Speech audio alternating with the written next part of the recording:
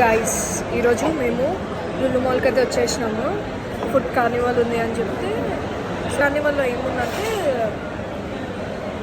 Discounted prices ఉన్నాయి ఫుడ్కి.